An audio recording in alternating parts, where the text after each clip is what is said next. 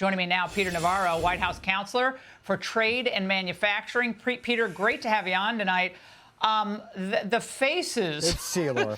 The faces in the crowd today were hilarious as Vice President Vance spoke about a relationship with Europe.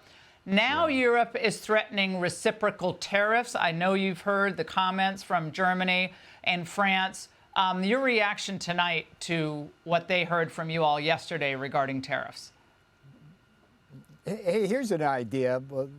The EU runs like hundreds of billions of dollars of a trade surplus every year. Why don't they use that money to pay for NATO? Hey, there's an idea. Stop the corporate welfare. Fact is, Laura, they cheat us. You know how many cars they sell us versus how many we sell them?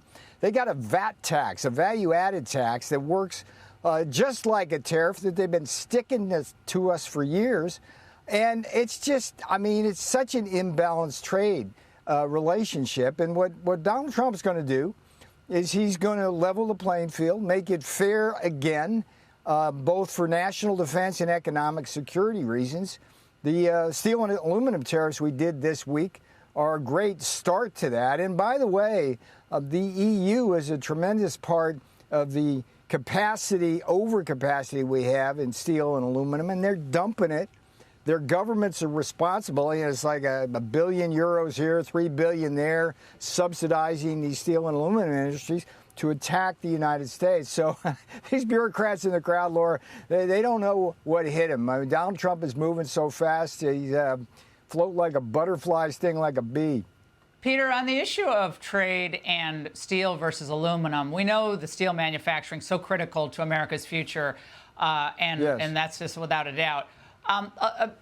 But the aluminum industry is a little bit different because we only have a few, smelters left in the United States. Most of the dirty work is done up in Canada. There are some new technologies I know out there that are emerging that we may or may not support down the road. But why would 25% on aluminum make sense when last time I think you all put, 10% on aluminum, but now it's up to 25%? Trying to figure that out. Well, the problem we had when we put the tariffs on in 2018, 25% for steel, 10% for aluminum, they worked beautifully at the time. But what the Biden regime did was give all these country exemptions and product exclusions.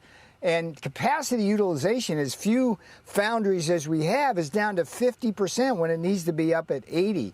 You make your own case, Laura. We lost two big foundries, during the Biden years. We can't afford to do that. Remember, in times of crisis, we have to depend on steel and aluminum for our defense needs. So President Trump is fully confident that a 25% tariff will be enough to bring back significant investment here, both domestic investment and foreign investment.